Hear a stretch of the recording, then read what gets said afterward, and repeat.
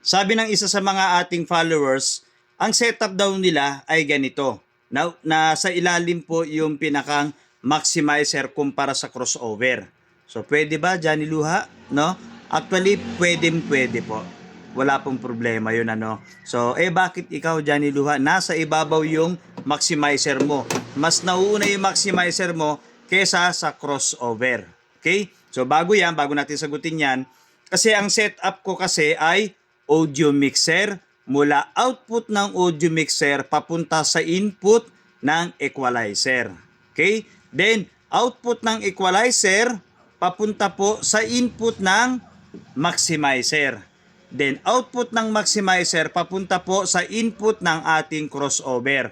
Tapos, puro amplifier na yan na nagdadala doon sa mga frequency or mga speaker ninyong i-assign sa bawat amplifier. So, ganito ang setup ko. Audio mixer, equalizer, maximizer, crossover, plus 3 amplifier. Okay, ganun po yung mga basic setup na ginawa ko, no? So, bakit, Johnny Luha, nasa ibabaw to? Kumpara dun sa sinabi ng followers mo na nasa ilalim dapat to or ang setup niya ay nasa ilalim. Kasi ganito yan. Actually, pwede ngayon, kagaya na sabi ko kanina, pwede yun, ano? Kaya ko po inibabaw ito, kaya to nasa ibabaw ng ganyan, inuna ko ito kumpara dito. Kasi, kung mapapansin ninyo yan, 4 ang controller, di ba? Left and right kasi yan eh. Then, kapag yan po ay in-engage ninyo, ito pong ating low control or yung low, pag narinig po ninyo ang kalabog ng bass or yung bayo ng bass or gapang ng bass or ng ating mga subwoofer speaker, no?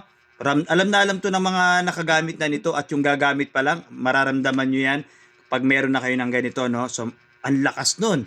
Siyempre, naka-engage. Tapos, dahil nga ito, yung output nito, kumunik sa input, andito yung subwoofer po ninyo, yung inyong amplifier para sa sub. Ibig sabihin, yung bass nito na enhancer, pinasok dun sa loob, nagbigay ng lakas dito sa loob, nagbigay dyan. So, ang nangyari, yung pinakang low volume, no, lumakas lalo kasi na-enhance. Ngayon, etong nakikita nyong isa pa, ito po yung ating tinatawag na process. Itong process na yan, ang binuboost po nito ay yung mid-high. Mid-high, no? Yung vocal na meron pong tweeter or high frequency. Okay? So kapag in-engage nyo yan, nilakasan nyo yan, tapos siyempre, dahil nga ito, nagbibigay ng lakas dito sa nasa ilalim, yung pinaka mid-high nito, mabuboost din or ma-enhance din kagaya ng subwoofer. So kaya inuna ko to. Kasi meron kayong mid-high dito sa ilalim eh. No? So dalawa ang kinokontrol nito. Kumbaga sa mga vitamin, dalawa yung binigyan niya ng vitamin. Sino ang binigyan niya ng vitamin para sumigla? Si mid-high. Sino yung binigyan niya ng vitamin para lumakas ang katawan? Sumigla, no? This is subwoofer, enhancer or booster, no? So dalawa. Ngayon, kung inuna mo to, no? Ang maglalagay kayo dito kasi ng subwoofer. Yung output ng subwoofer nito, okay, iko-connect mo sa input nito. Okay, so input. So dahil subwoofer yung nilagyan mo ng output, ang ibuboost lang niya ay si subwoofer lang. Tarsikang palaway ni Johnny Luha, no? So si subwoofer lang po ang ibuboost niya. Paano si mid-high? Kung may mid-high ka, sayang naman kung hindi mo gagamitin. Kaya nga po meron siyang process para sa mid-high po yan. Ngayon kung nasa ilalim to, Johnny Luha, di maglalagay ako ng output papunta sa mid-high. So wala na po. Wala na siya kasi tingnan niyo naman ang likod nito. Output input lang yan. Ayan Okay? Output input lang yan. Wala siya sa para sa high. No? Kaya nga ginagawa ko, iniibabaw ko to. Hindi ko po siya iniilalim. Okay? Hindi ko siya ginawang ilalim para nagagamit ko yung pinakang mid-high. Kasi kung dito, ulitin natin, yung output niyan, yung main out niyan, nakakonect sa input nito. Dalawa lang ang input niyan eh. Wala naman ang ibang input yan eh. Output na yung kasunod niyan eh. So kung maglalagay ka ng mid-high output ng ating wire or cable wire, saan mo papasok dito para makontrol ng mid-high? Wala. So, nabaliwala yun. No? Johnny Luha, naglagay ako ng mid-high. Sinalpakan ko ng cable wire, output ng mid-high, ikinunik ko sa input nito. Ay di ang mid-high lang po ang mabibigyan nyo ng boost, pero yung subwoofer mababaliwala. Nagigets po ba ninyo? No? So kaya ang ginawa ko, inibabaw ko yan. Para ang nagagamit natin ay yung dalawa.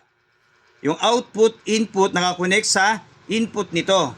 So maglagay ka ngayon dun sa mid-high ng output na cable wire papunta sa amplifier. Kapag nilakasan mo yan, damay po yung mid-high. Damay po yung subwoofer. Nagets po ba ninyo? No? Sige, pwede, pero hindi ko sinabing hindi pwede ha. Pwede po yun. No? Pwede pong nasa ilalim ito. Pero ang desisyon nga ni ay nasa inyo po, wala po sa akin. So pinapaliwanag ko lang yung pwede ninyong gawin. Ngayon, magdidesisyon ka ngayon. So ano bang mas maganda?